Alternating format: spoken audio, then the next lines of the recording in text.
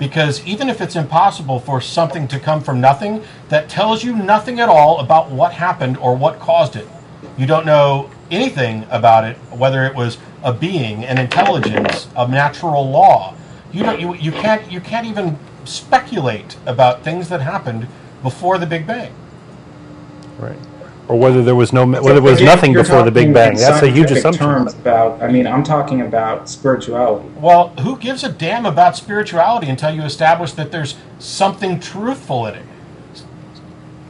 Well, we can only, all of religion is only personal. It's speculation. Okay, so basically you believe this, and it's your own personal speculation, and you have no rational justification for it.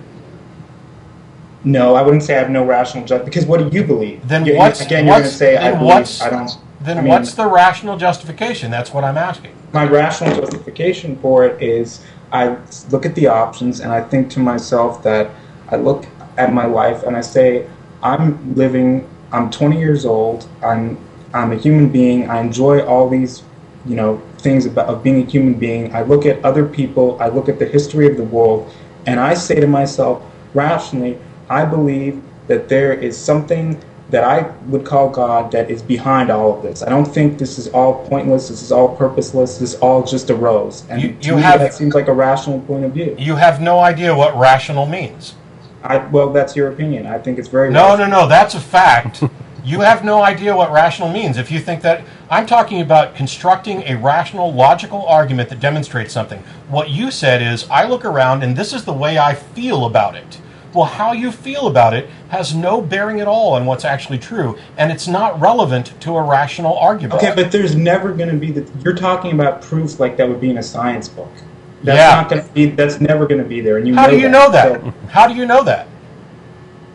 Because we're talking about it's not a scientific claim that I'm talking about. I'm talking about speculation about things that are beyond the realm of science. No, the mere fact that you are asserting that this is necessarily beyond the realm of science and non-demonstrable means that you are asserting properties about your claim. And these are also irrational properties. You're saying, I don't need to have a rational reason because I'm convinced there can't possibly be one. And then on the other hand, you're saying that you have a rational reason because that's what you think it is. I didn't say I'm convinced there can't possibly be a rational reason for it. I said I'm convinced there can't be a demonstrable reason in the scientific way that you are looking for. In other words, rational, which is why I said you have no idea what rational means. I've never seen a definition of rational that says has to be a scientific explanation for it. It's what I look at and what I believe. You were making claims about the universe earlier. I mean, we can test claims about the universe because we're part of the universe. We can test some claims at least. You're doing the same thing with the word rational that Ray Comfort does with the word logic. He uses the word logic when he really means common sense or opinion. He has no idea what logic means or anything about it. And when I talk about a rational argument, I'm talking about a logical argument that's based on evidence, one that can be followed, one that is not simply a matter of personal preference or opinion. You know that nobody's ever going to come with a scientific... I don't know that at all, and I find it absolutely absurd that you think that it's okay to assert that without offering evidence for it. No, I'm saying you know that there's not going to be a scientific proof in the way that you want. And I just told you, no, I don't fucking know that. Do you just not listen to what I'm saying? You're telling me what I know, and I'm saying, no, I don't know that. That is a patently absurd assertion that requires knowledge that you or neither of us have about whether or not these answers are ultimately possible to discern. I don't know that it's not possible. How do you know it's not possible? Because I know that when we talk about spirituality and religion, we're talking about things that are not that do not coexist with science in the way that you mean it. I mean, nobody's going to go out there and get... So religious claims have no basis in the real world? No, are you admitting that? There's certain things that are basis in the real, certain manifestations, but if you're talking about prove over a phone discussion why you believe in this God rationally with a scientific proof, the way somebody would prove a geometric equation, that's never going to happen. How do you know that it's never going to happen? Are you godlike? Are you omniscient? Well, Okay, I mean, you know what I'm saying. No, I don't. The problem is that you also don't know what I'm saying, and you don't know what rational means. I've tried to explain this very simply. Yes, we are looking for different levels of proof. We have different standards of evidence. You are willing to accept as a standard of evidence the "I can't think of anything better" argument, and I'm not. No, it's not that I can't think of anything better. It's Yes, that it this is. No. I'm saying when I said that I look at it, and I didn't ever said I look at the universe and I look at other people and my experience of consciousness and everything like that, and I come up with God because I can't think of anything else. No, what you said, almost word for word, and we can rewind this later if we need to, is that you look at the possible answers, and God is the one that's most plausible. Right. Well, how do you know that you've evaluated all the possible answers? I could say this. I could say to you that how do you know you've? I mean, everybody. I don't know, and I've never claimed to evaluated all the possible answers. That's why I think your absurd assertion that we can't know tells us more about your position than you think it does.